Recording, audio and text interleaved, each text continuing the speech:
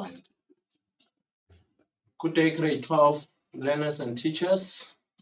Welcome to today's mathematics lesson. My name is Mr. Shongwe, and this lesson is brought to you by the Gauteng Department of Education in collaboration with Hyperbola Discovery Center. Right, today it's D-Day, good people. It's the eve before you write your paper 1. I hope the preparations have been thorough, and today we are just there to consolidate a few concepts. We'll be touching on functions as well as differential calculus, right? We start off obviously with our target setting. Always, every time we say you have to work towards a specific target. I hope by now you are 90% ready for the paper and you've been preparing the whole week. So today we're just there to try and finalize and fine-tune all your mathematics before you get to write your exams tomorrow. Right, you can see here that for a minimum pass, these are the targets that one should be aiming at. 15 for algebra, a 15 plus here, a 12 plus for sequences, 15 plus for functions, 5 plus for finance, 10 plus for differential calculus, and 10 plus for probability. Today we are going to focus on the heavily weighted topics. You can see that these two topics are the topics that make up more marks as compared to all the other topics in paper 1. So our focus would be there. Right, so we'll be showing you how you can reach your minimum target. Right, let's check here. There is the information sheet, very, very important. Please make full use of that information sheet. It is there for you to use it. Please make full use of it. Right, you can see the formulas here. Mostly these are the formulas for paper 1. These are the formulas that work for paper 1. You can see here you have the sequences. You have sequences here, starting from here, and then going down here, you have your sequences. And then in this row, you can see that you have your finance, growth and decay in your sequences here. And then here you can see that you now have the finance, but you are talking about now annuities. And then here it is the for differential calculus, and then this would be your quadratic formula. So that's basically how these formulas are aligned there. I hope you are familiar with all of them there. Now, continuing here, these are mostly formulas that are used in paper 2, but you know that these ones also work in paper 1 when you want to determine the equation of a straight line. Remember, at times they can integrate concepts. They can put in some paper 2 work also on paper 1. That's just an integration in those high order questions. So you should be ready to use the information sheet also beyond the formulas that are in paper 1. Right, obviously this I'm not going to talk much about. It's for paper 2. We will be talking about it tomorrow after you guys have written your paper 1.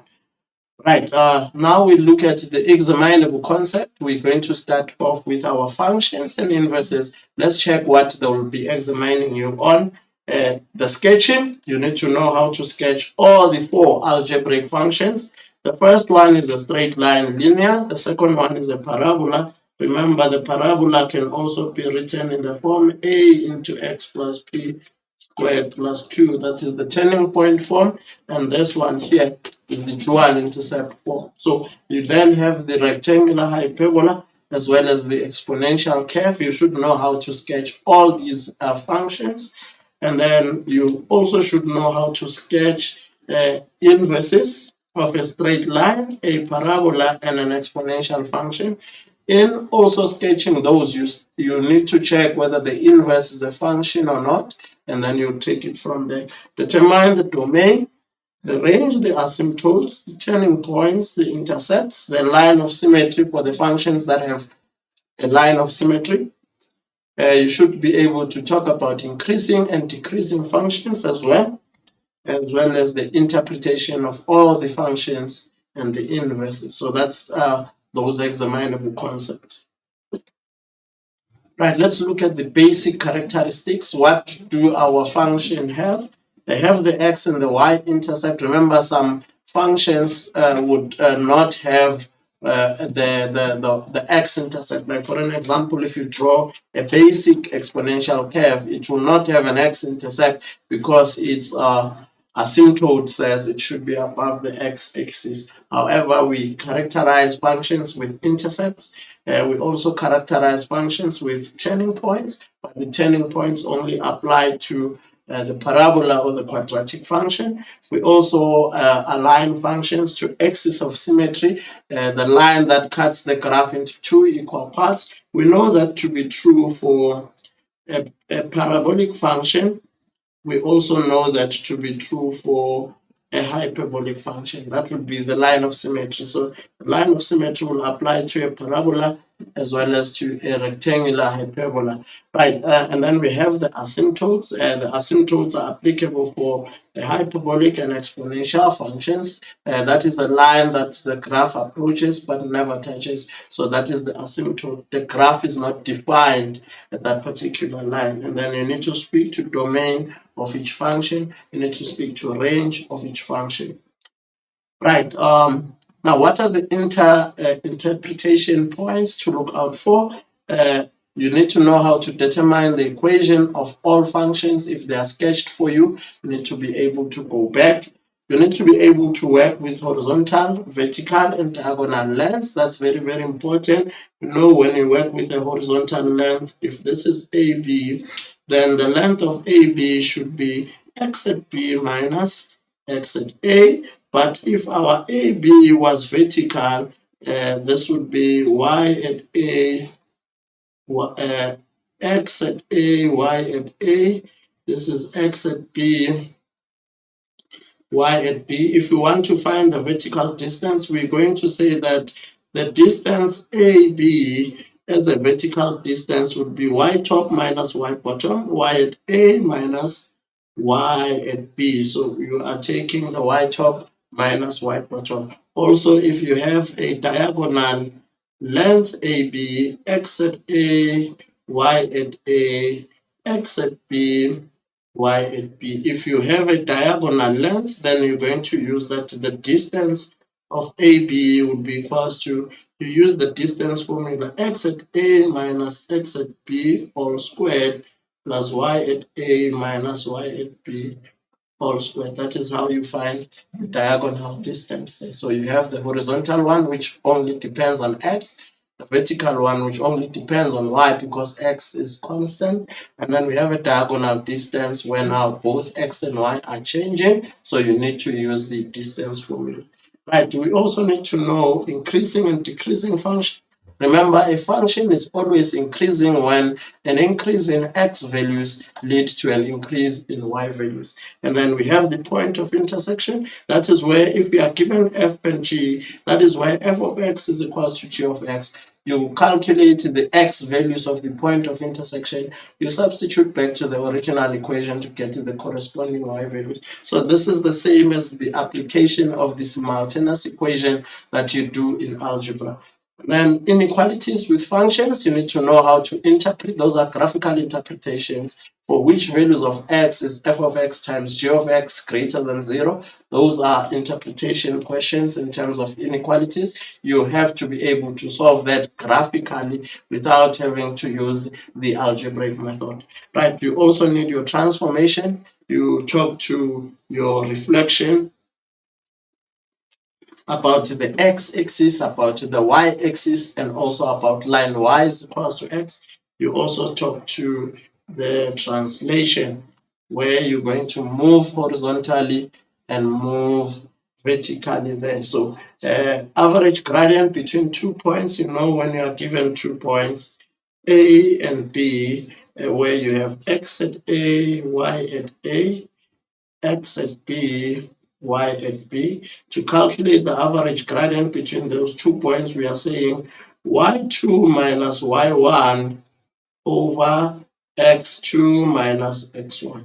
So that's basically how you're going to be working out the average gradient. And then you also need to know how to interpret the graphs and infuse the nature of the roots with making use of the graphical approach and without making use of the discriminant here, because no discriminant here, you don't need to use the discriminant. You don't need to use the discriminant delta. So the use of delta there is prohibited. You need to use the graphical approach. Right, we move on. Then now is the first example. This I will be taking you through it. It's our example. The first one, it's a hyperbolic function. They want us to sketch it. Usually in your papers, that's how examiners get you with the flow of functions. You get that the first question on functions, that would be question, should be question 4. You find that in question 4, they are giving you a function to sketch. In most cases, they give you a hyperbola, but they are not only limited to hyperbolas. You should be able to sketch all the other algebraic functions as well. But be prepared tomorrow in question 4 to find a question where you have to sketch a function. Right, calculate the x-intercept and the y-intercept of f. Write down the equations of the asymptotes. Draw a neat sketch graph. Determine the equation of the axis of symmetry with a positive gradient. Write down the domain and range of f. Write down the domain and range of f. Let's go to it. Calculate the x and the y-intercept. Remember, for the x-intercept, y equals to 0. Here we need y equals to 0. Here we need x equals to 0. Right, let's see how we can go about that. You see, I've equated, this is my x-intercept, this is my y-intercept. I've equated x to 0. So where there was x in the original function, I'm replacing that with 0. Now, if you check that, that my y-intercept now becomes 5, because if x is 0 here, what we're going to be getting here is we're going to get -2 divided by -1 plus 3. This -2 divided by -1 gives us 2 plus 3, and 2 plus 3 is 5. So that is why you have the y-intercept as 0 and 5. Right, we move on. The x-intercept, obviously we put y to be equals to 0. If we put y to be equals to 0, we're going to replace this value there by 0, the function, and then you see we've substituted 0 there. So now we are going to multiply both sides by the common denominator. I multiplied 0 by x minus 1, and then is equals to 2 over x minus 1. I also multiplied it by x minus 1 there, and then plus 3, I also multiplied it by x minus 1, and then this leads to that step, because this one and this one will divide out. 0 times any number, that's 0. So this one and this one will divide out. I will be left with the -2 and then 3 into x minus 1. Now, if you are to open the brackets and transpose, you get that 3x minus 3 is 2, and then x is equals to 5 over 3. So that would be your x-intercept. So we get that that's 5 over 3 as well as 0. So that's how you determine the x-intercept. Remember this question here, I think it was for 3 marks. Let's move on to the next one. Write down the equations of the asymptote. It should be just 1 mark here, 1 mark there.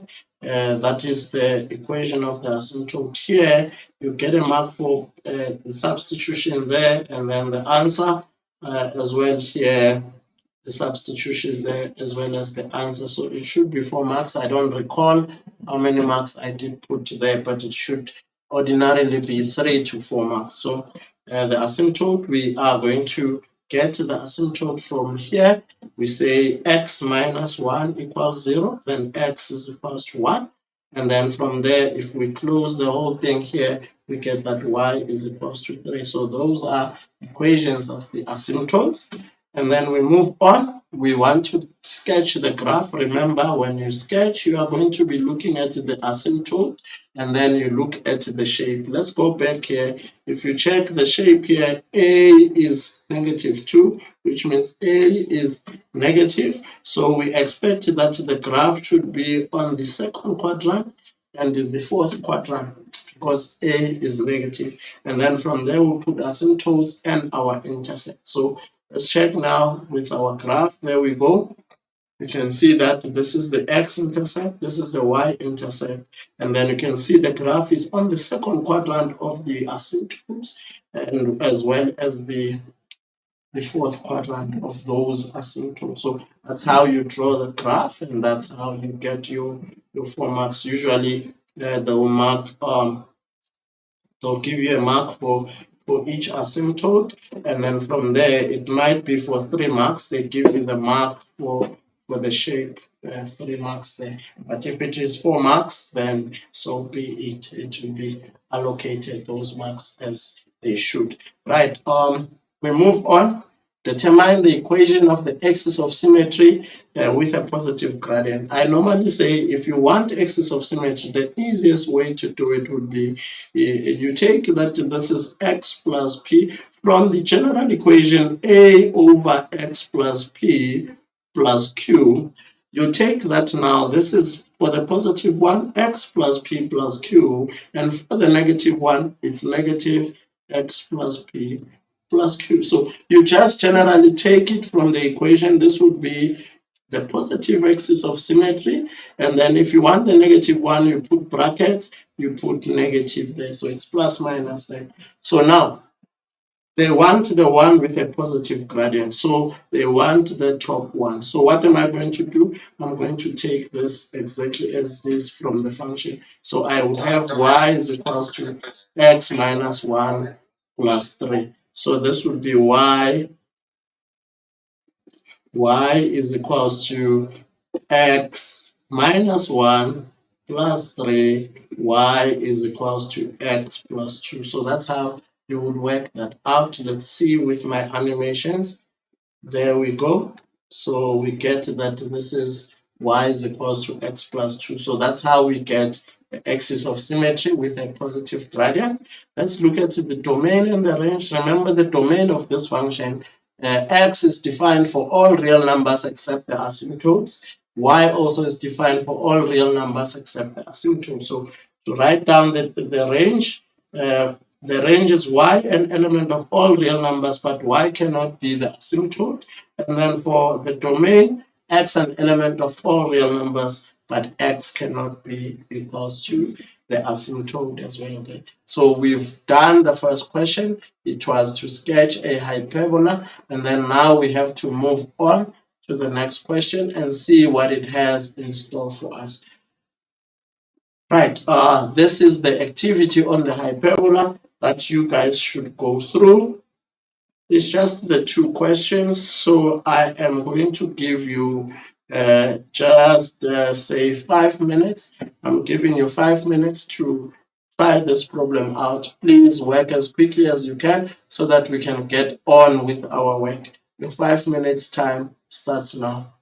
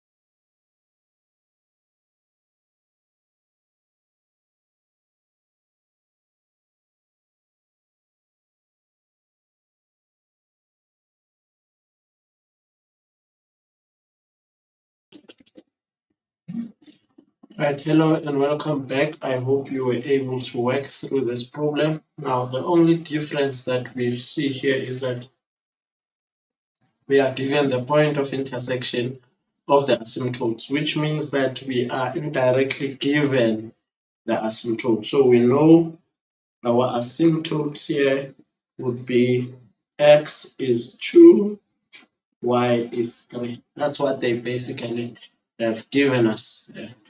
So let's see how we can determine the equation. Since we have the asymptotes, we'll start by substituting our asymptotes. And then from there, we substitute the additional point to get the value of a. Then we will be done. So let's see. There we go. First thing, I've substituted the asymptote x minus 2. Remember, my asymptote is x equals to 2. It's x equals to 2. That is my asymptote.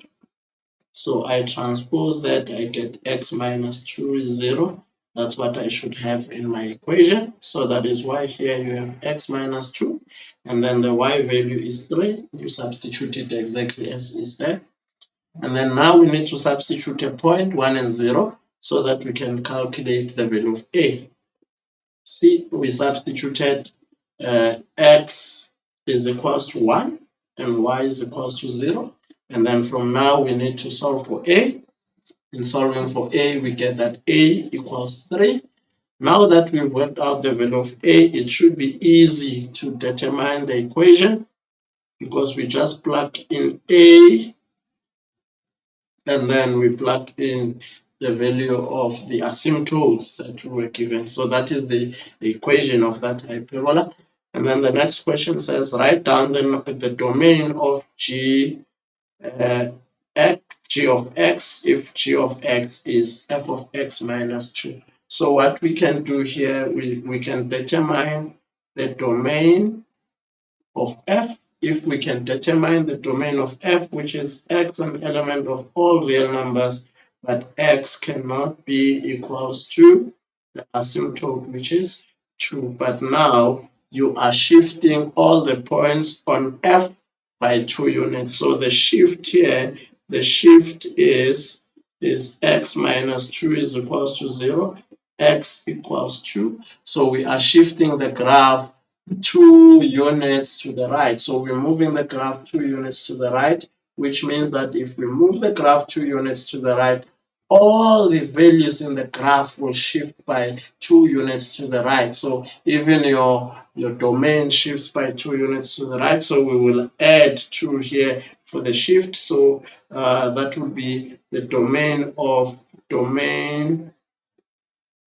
G. So it will be x an element of all real numbers, but x cannot be equals to 2 plus 2, which is 4. So that's how we can approach it. Alternatively, you can come back here and rewrite the equation. Where you see x on the original equation, you put x minus 2, and then you determine the domain from there. So now that's what I did there.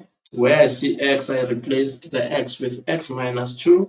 So I get that now the function will be 3 over x minus 4 and then plus 3. So it will be easy to determine the domain from that. We say x an element of all real numbers, but x cannot be equals to 4. So that's one way you can do it. Another way is the one that I was explaining to you there. Right, we move on. This is a parabola and a straight line. It's a parabola and a straight line.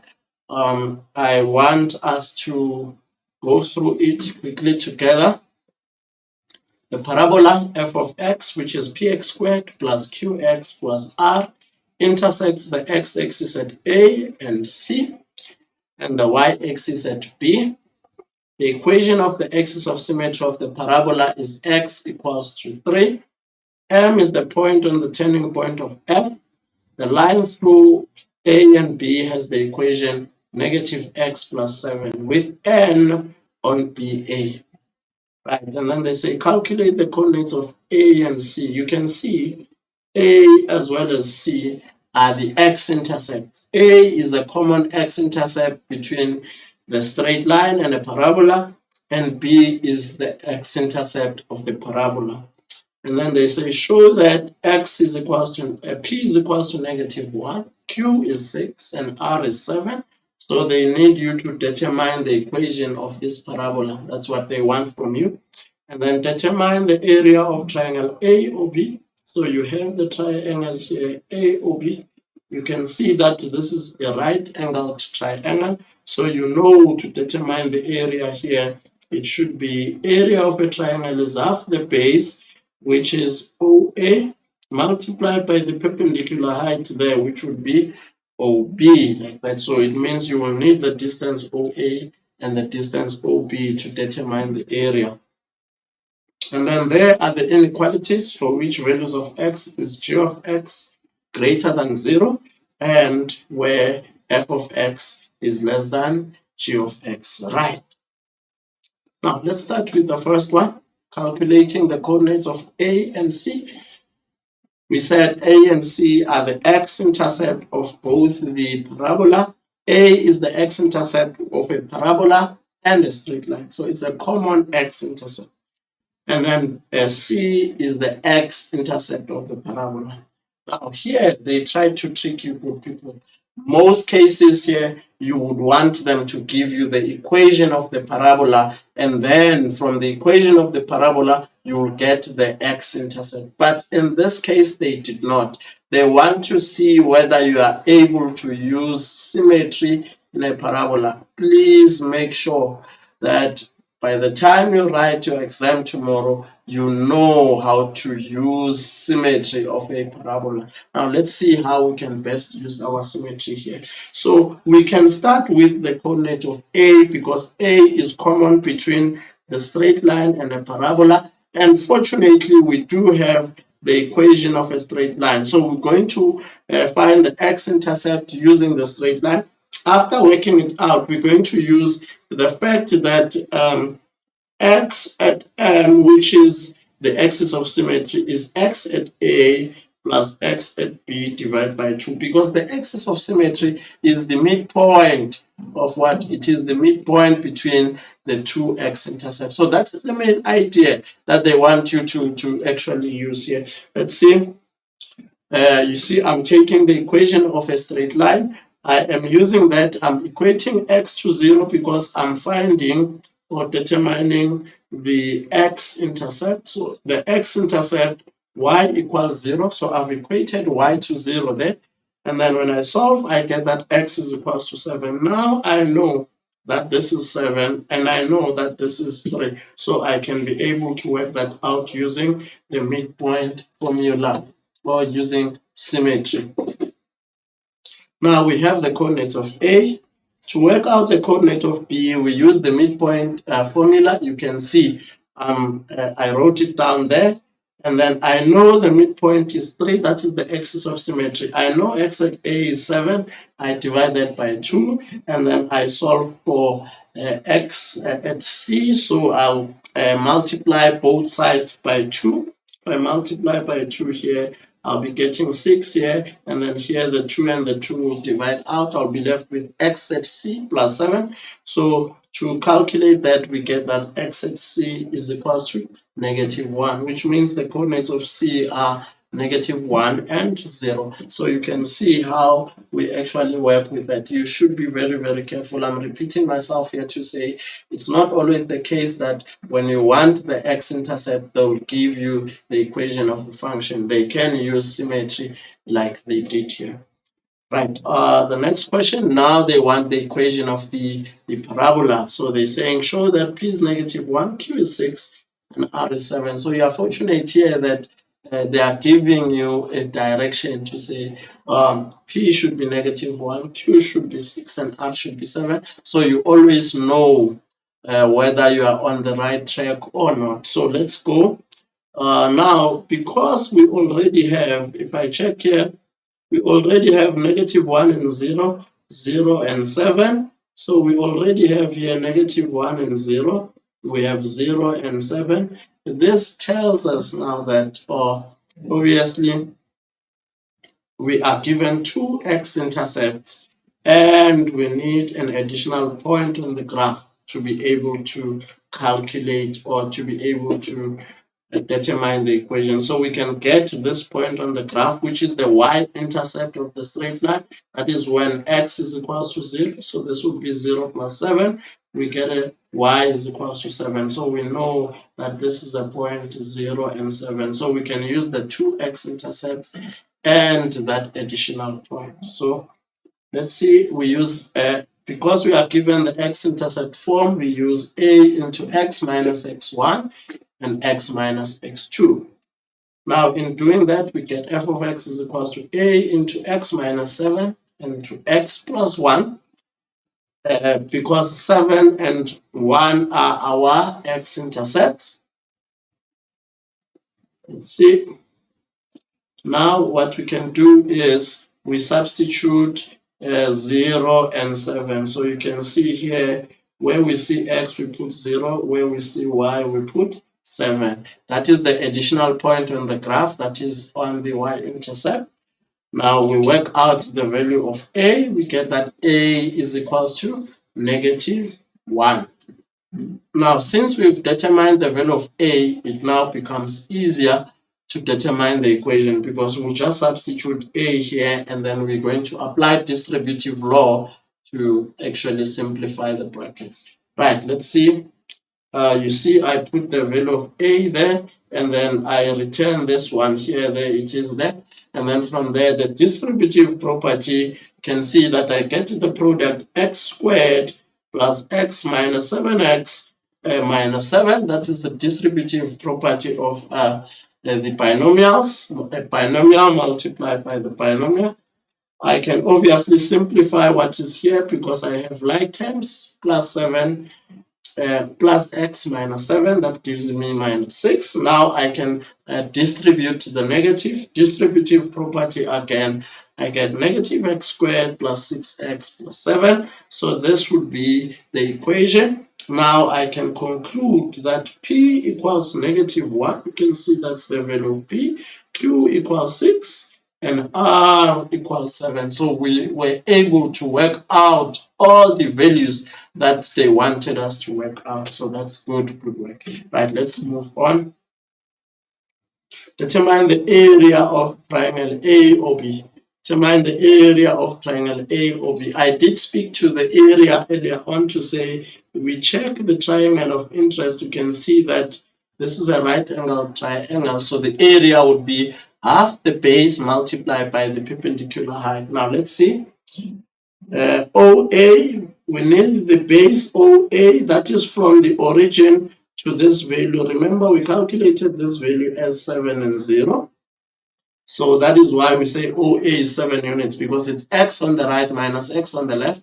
X on the right is 7 minus x on the left is 0. And then from there, we go to OB. We already know that we have 0 and 7. So here it's 0 and 0. So we take y top minus y bottom. That is 7 minus 0, which is 7. So we have the base and the perpendicular height. Now we determine the area. Area is half the base multiplied by perpendicular height. We substitute those values there. We get that area is equals to 49 over 2 square units there. That is how we work out that particular area. Not that much difficult, but it needs you to be able to apply yourselves. Right, we move on now. These are graphical interpretations. We need to be able to be critical in working with this. What is it that they want from us? We need to understand that first, and then we go to our functions. We do exactly as they've instructed us, but it's important to know first what is it that they want from you. If you check here, they say g of x is greater than 0. So they are trying to tell you that y value of g, right? Y value of the function of g is positive. That is what greater than 0 is. Y value of the function of g is positive. So let's look at the function g. G is our straight line. This is where the y value is equals to 0. So here, in essence, they are saying the region where g is above the x-axis, because y values are positive this side and are negative that side.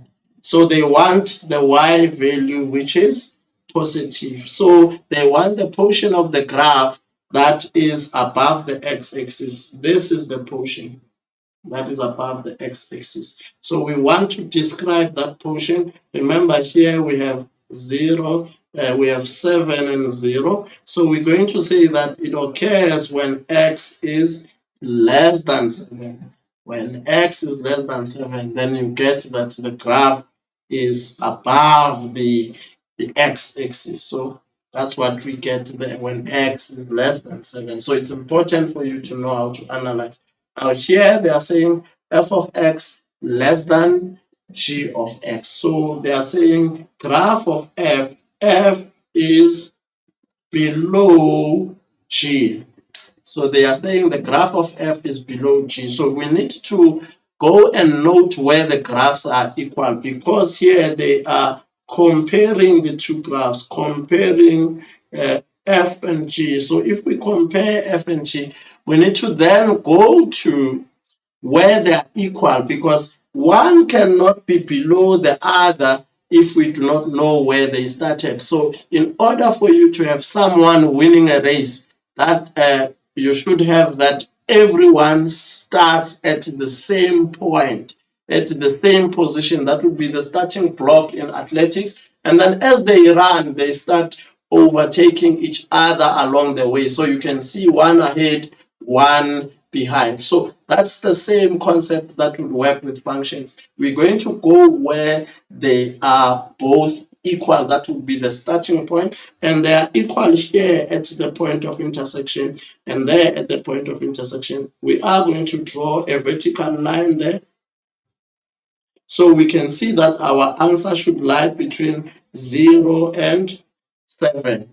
So now what we do is, we've looked at 0, we've looked at 7. We are going to check on the extreme left of the point of intersection. Extreme left of the point of intersection, we check which graph is above and which is below. And then we go in between the 2 points of intersection. We check which one is above and which one is below. And then we go to the extreme right of the point of intersection to check which one is above and which one is below. So here I'll be actually indicating here, we are on the extreme left. We are now starting this side. You can see this is G and this is F. So G is above. Remember, we want F below or G above. That's what we are looking for. So here G is above on the extreme left. So this side here, we find that G is above. Now let us check in between the two x-intercepts there. Let's check in between, not x-intercept, I mean point of intersection. Let's check in between the two. Now check here, F, this is G. Now you can see that F is now above. So if F is above, that's not where we want the solution. We want the solution where F is below. So we're going to say, no, we don't have an answer there. And then from there, we go to the extreme right, So we're going to be focusing on this side. This is G here, and then this is F there. So you can see now G is above F, so we say this is part and parcel of the solution. So our answer should be this side as well as that side. Our answer should be when x is less than 0 or when x is greater than 7. So that's what we are working with there. Let's see. X less than 0 or x is greater than 7. Remember there, I was trying to explain the concept to say this is how you are going to be attempting this particular concept. Right, we move on. We look at the inverses now. We see that we have a linear function, a quadratic, and an exponential. And now in inverses, what should happen is, which is very, very important, is that we are going to be interchanging x and y. Let's look at the first equation. There it is. And then what do we do to find the inverse? We interchange x and y. and then we make y the subject. That's basically the idea of inverse functions. And then we can do the same with the quadratic function. We replace x, we obviously interchange x and y, and then from there we make y the subject. We get plus minus because there would be that positive arm as well as the negative arm. Now, it's important here to note that here sometimes we deal with a situation where the inverse is not a function. So if the inverse is not a function, what do? We restrict the domain. So those are things that you should be thinking about, the restriction of the domain. And then last but not least, we have the exponential. We have the decreasing function here, and then we have the increasing function there. So now what happens is that you interchange x and y. You did the same there. When you want to make y the subject of the equation, you find that now you have to convert to the logarithmic form. So I hope you are familiar with that. Right, let's move on. Now, this is an example that we will do quickly together. Determine an equation of f inverse in the form we are given an exponential function, and then we want to sketch both the graphs and then the domain, and then we want to write down the equation of g if g is the graph is the image of the graph of f after f has been translated 2 units to the right and reflected about the x-axis. Now, let's see what happens there. Y is equals to 3 to the x.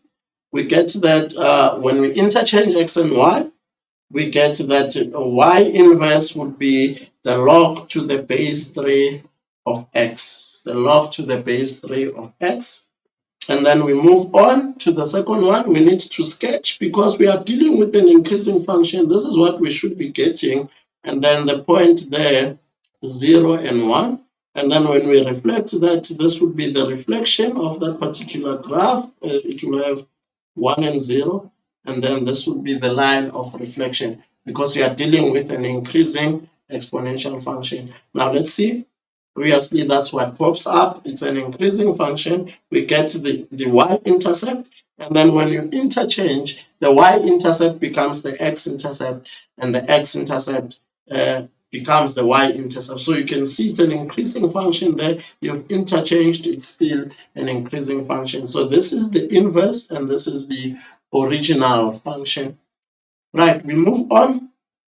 Write down the domain of the inverse. Right, we need to write down, we can write down the domain of the original function. What is the domain of the original function?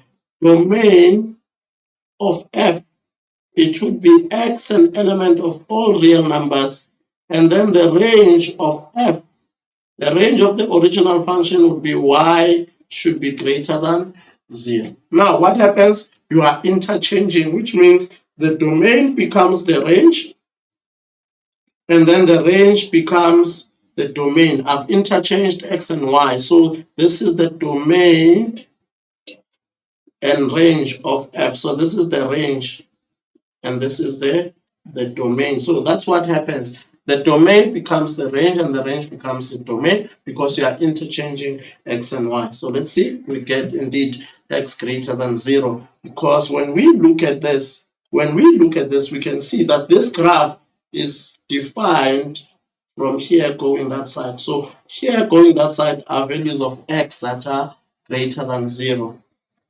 Right, already brought that up. Now, write down the equation of g if g is the image of the graph of f after f has been translated 2 units to the right and reflected about the x-axis. 2 units to the right, it means that to x you have to subtract 2. That is 2 units to the right. There we go. And then reflecting about the x-axis means that y becomes what? Negative y. So that is why we have this negative there. Because we have the fact that, okay, we had y is equals to 3 to the x. So y becomes negative y. So we have negative y is equals to 3 to the x minus 2. So this negative divide that, you get y is equals to negative 3 to the x minus 2. So that would be the equation of the graph of g. Right, there is a consolidation activity I am going to give you quickly here. I'll give you about 6 minutes for you to complete this consolidation activity on functions.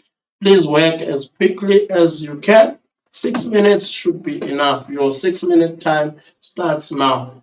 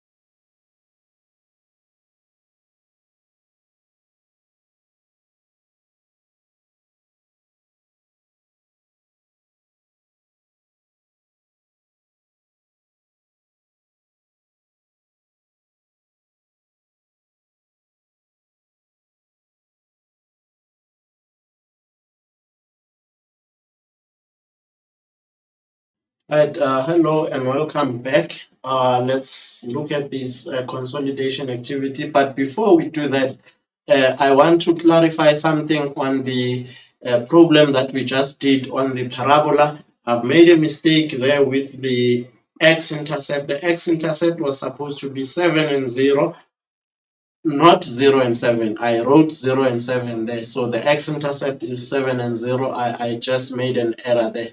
Right, now we can move on. Right, the sketch below the graphs of f of x is 2 to the x and g of x is minus x minus 1 plus b, where b is a constant. The graphs of f and g intersect the y-axis at c. D is the turning point. Show that b is 2. Write down the coordinates of the turning point. Determine the equation of the inverse. Write down the equation of h if h of x is g of x plus 1 minus 2. And then how can the domain of h be restricted so that the inverse would be a function? Right, let's check. The first one, it says show that b is equals to 2. Now, in doing that, showing that b is equals to 2, first things first, what we are going to do is we are going to substitute the given values, because you can see that we are actually given that y is 0. This point here, we have a point, the y-intercept of that, which is 0 and 1. So x is 0, y is 1. That's what we substituted. X is 0 and 1, y is 1. So when substituting that, we get that the value of b, we get 1 is equals to negative 1, because this 0 minus 1 squared is 1, multiplied by the negative, it's negative 1 plus b. And then from there, this leads us to the value of b, which is equals to 2. So b is equals to 2 there. That's what they wanted us to show. Right, moving on.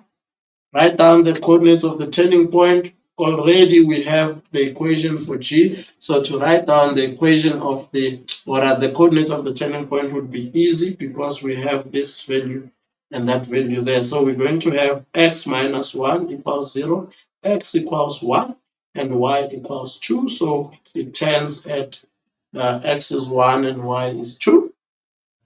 So that's what we have there. The turning point is 1 and 2.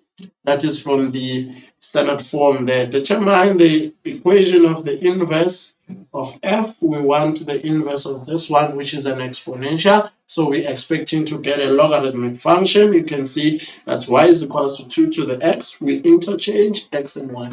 Remember, interchanging x and y gives you a mark. And then we make y the subject of the equation. We get that this is y is f inverse x, which is equals to logarithm to the base of 2 of x. So this is log to the base of 2 of x, like that. So now we move on. Write down the equation of h if h is g of x plus 1 minus 2. So what are you doing? You are replacing, very, very important there. Remember, we worked out that y is equals to negative into x minus 1 squared plus b. And then we have the fact that x is replaced by x plus 1, and then we move it downwards there. So the plus b in this case was plus 2, because we got 2 there. So what are we doing now? Where we see x, we're going to put x plus 1. So it's x plus 1 minus 1 squared plus 2. But we also have this minus 2. So this will then give us y is negative x squared, like that. So now, if we check that out, where we see x, we put x minus 1, and then we substitute that to get the equation for h. H is negative x squared. So they are saying, how can we restrict the domain of h so that the inverse of h will be a function? Because the inverse of this graph, if we had to draw this graph, we'll see that we get a graph like this. So when we invert that particular graph, you're going to see that now we're going to have something different here. We're going to have something like this. So when we look at the inverse of this graph, you can see that the inverse of this graph is not a function because the vertical line touches twice, or it is a 2-to-1 type of a mapping, or a 1-to-2 type of a mapping. So we can see that it does not pass the vertical line test. So what do? We need to restrict the domain of this one so that the inverse is a function. So to restrict the domain, we're just going to take this arm, which is x greater or equals to 0, or we take this arm, which is x less than or equals to 0. That is how we restrict the domain. So we have x less than or equals to 0, or x greater than or equals to 0. That is how we restrict that domain. Right, now we move on to differential calculus. We're looking at the average gradient between 2 points. We're looking at the average, the gradient of a tangent using first principles. We differentiate using the rules of differentiation. We determine the equation of a tangent using the concept of the derivative. And then we apply the factor and remainder theorem to solve a third-degree polynomial. And then we sketch and interpret cubic functions, and then we look at optimization concepts. So these are the concepts that are examinable in differential calculus, right? Now let's look at the first question. We want to determine f prime of x, or we given f of x like that. They want us to determine the average gradient between the 2 points, and then they want us to differentiate that by means of first principles, right? Let's see how we can go through that. The average gradient between -1 and 5, because we are given 2 x values, it means that we'll be looking at a line that consists of x at a, y at a, x at b, y at b, which means that the gradient should be y at b minus y at a divided by x at b minus x at a. That is the idea of the average gradient. Now let's see. You see here, if we substitute -1 onto f, we get that f of -1 is equals to -2. So we know when x is equals to -1, y is equals to -2. That's the first point. And then there we go. We were determining f of -1. We can move on now and determine f of 5. If we determine f of 5, we substitute 5 where we see x. That's what we were doing there. We were determining f of 5. Now, in determining f of 5, it means that now we have that when x is 5, y is -20. So we have these 2 points. We can then determine the equation, or rather the gradient of the curve, the average gradient. So now we have gradient is y2 minus y1 over x2 minus x1. So we substitute those values, and then we get that the gradient is equals to -3. So that is our average gradient. That's very important. Now let's go to the first principles.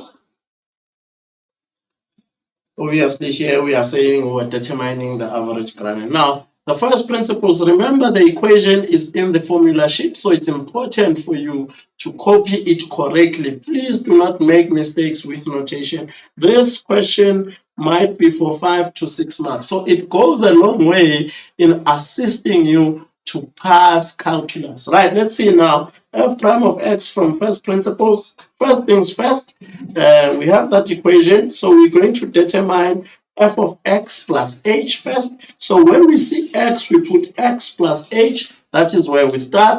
So then we simplify that. We get a negative x squared minus 2hx minus h squared plus x plus h.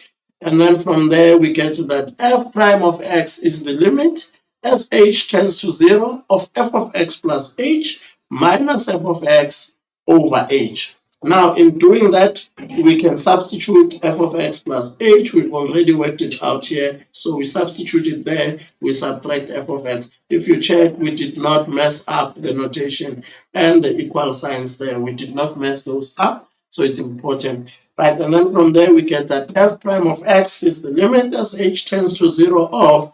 I am now going to apply the distributive property there. So I get x squared minus x. And then you can see that this one and this one, they are like terms. They are additive inverses of each other. So they are going to sum up to 0. And this one are also additive inverses of each other. So they will sum up to 0, which means that you'll be left with this guy here, this guy over there, and this guy there in the numerator. So let's see. That's what you are left with in the numerator. So now you can see h keeps on popping. H is common. So we can take out a common factor of h. In doing so, we see that the h and the h divides out. And then we have that this is negative 2x plus 1, because this would now be negative 2x plus h plus 1. And then you put h to be equals to 0.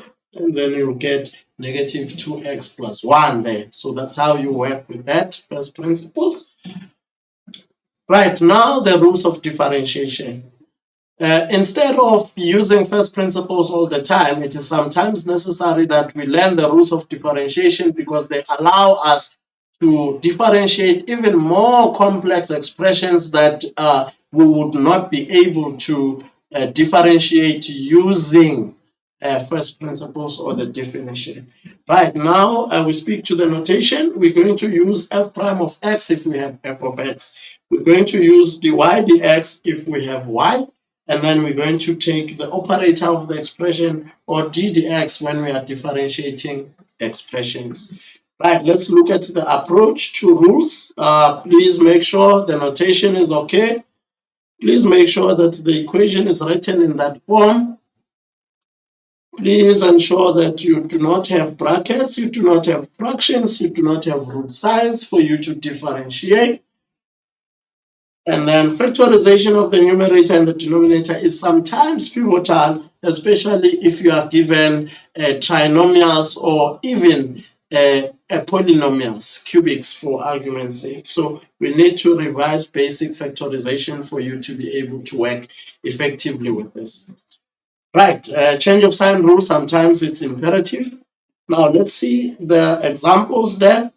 Determine the derivative of each of the following with respect to x. We're going to start with the first one. You can see here, this one has a fraction, or the variable of differentiation is the denominator in a fraction. And also here, variable of differentiation is the denominator in a fraction. So we need it to become a numerator. But also here, we have root sign. So we will use the idea that we can be able to convert from radical sign to exponential, from radical form to exponential form. How do you do it? The degree of the radical becomes the denominator of the exponential expression there. So now, let's see. First one first. Look at that one. Now we need to prepare it, so we'll need to take this to the numerator. Simplify this using that, and then take it to the numerator as well. So let's see. You see, we've moved that to the numerator, and then we simplified this. Remember, it was the square root of x cubed. So this simplifies to what? Because it's the square root, so there's a 2 there, it's 3 over 2. And then if you move it to the numerator, the exponent becomes negative, right? And then we differentiate. You see, here I did not put f prime of x because I was not differentiating. In order for you to differentiate, you need to prepare all the terms in that expression or in that equation. Once they are all ready, then you can differentiate. So you can see here that there is no bracket. You can see that there is no root signs. You can see that there is no fraction. So we then can differentiate because we meet all the conditions, right? Let's move on to the last one before we go to our cubic functions. Let's look at this one now. Y is equals to x squared minus 2x minus 3 and 6 minus x. So we are dividing this by what? A binomial. We are dividing by a binomial. Remember, if we were dividing by a monomial, if this was x squared minus 2x minus 3 over x, we're going to divide each term by that monomial. But because it's a binomial, we try to factorize. So if we factorize on the numerator, we get x minus 3x plus 1. Those are the factors of x squared minus 2x minus 3. So here we can take out negative 2 as a common factor. So we get that this is negative 2 into x minus 3. And then you can see this part and this part will divide out. And then you are left with x plus 1 divided by 2. Now we can divide by the common denominator, negative 2. That's where we go. If we divide each term by the common denominator, then we can differentiate dy over dx. This becomes 0 because it's a constant, and the derivative of x is 1. So that's what you obtain there. Right.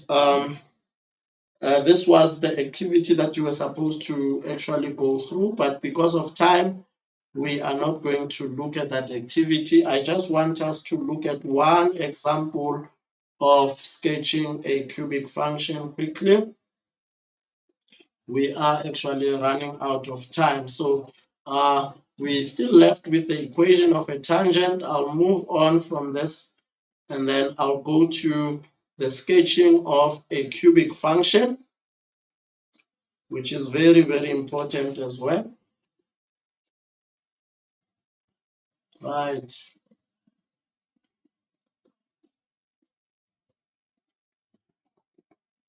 Right, let's look at the graph of a cubic function. We are going to only look at the sketch because of time constraints.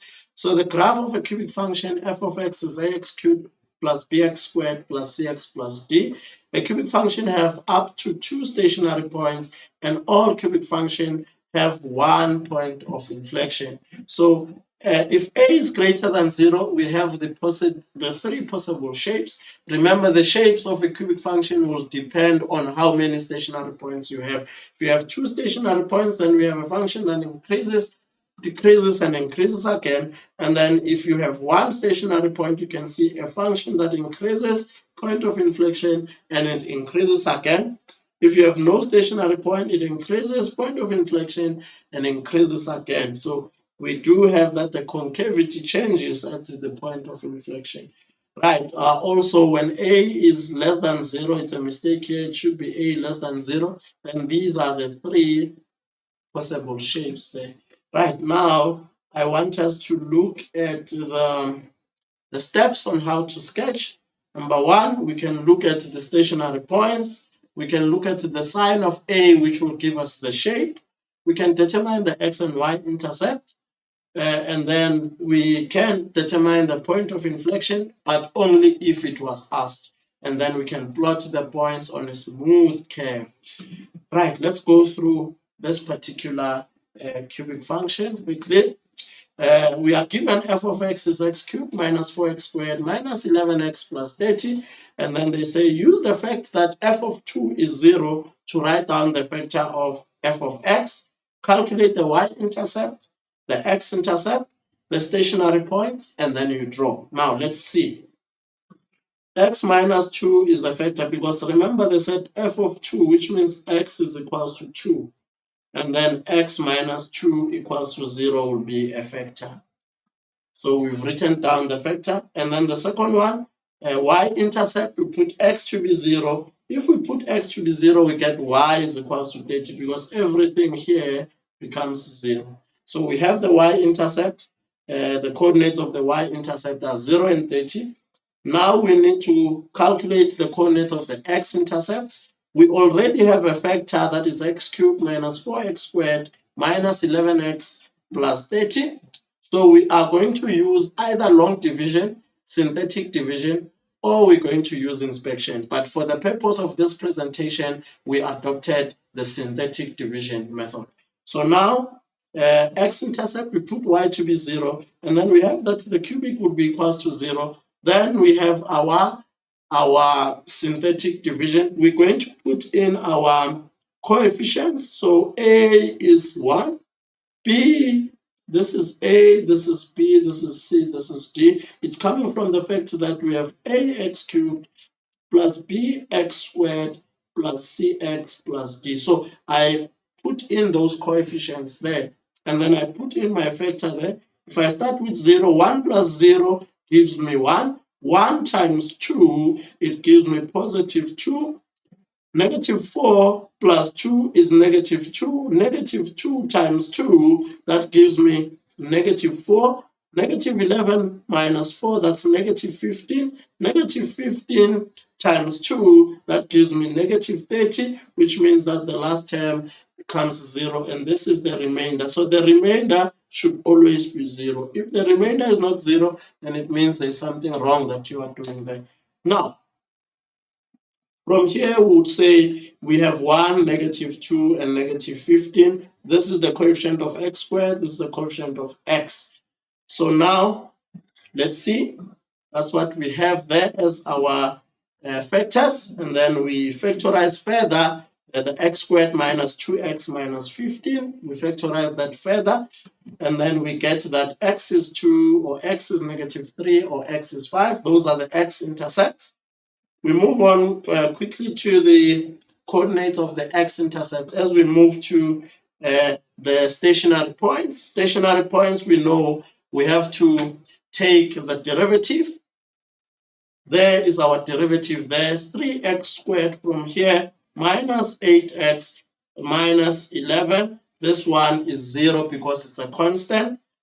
And then at the stationary point, f prime of x is 0. This is important. Equating by 0 normally gives you a mark, so please note that. And then from there, we see that we have 3x cubed, it's 3x squared minus 8x minus 11 equals to 0. We get the factors of that, and then from there we get the values of x. After getting the values of x, we have to bring them back to the original equation to get the corresponding values of y. So if we plug in 11 over 3, we get negative 400 over 27. And if we plug in negative 1, we get 36. So we see that our stationary points here would be 11 over 3 and negative 400 over 27, and negative 1 and 36. Now that we are done with our stationary points, we can plot the function. So now in plotting the curve, remember, if you look at the a is equals to 1, so a is positive, and we found 2 stationary points, so we expect a curve of this shape. Let's see here. As it pops up, you can see these are the turning points. This is the y-intercept, and these here are the x-intercepts. And you can see it took that particular shape there. So we were just moving quickly here to be able to take you to those particular solutions. But unfortunately, you guys, we have run out of time, so we just need to make sure that we prepare ourselves thoroughly. Please leave no stone unturned. Please make sure that you practice, and practice. Make sure that you rest as well, because resting is part and parcel of the exam. Practice, and rest. Good luck for tomorrow. Please take care of each other and take care of yourselves, and practice mathematics. Goodbye.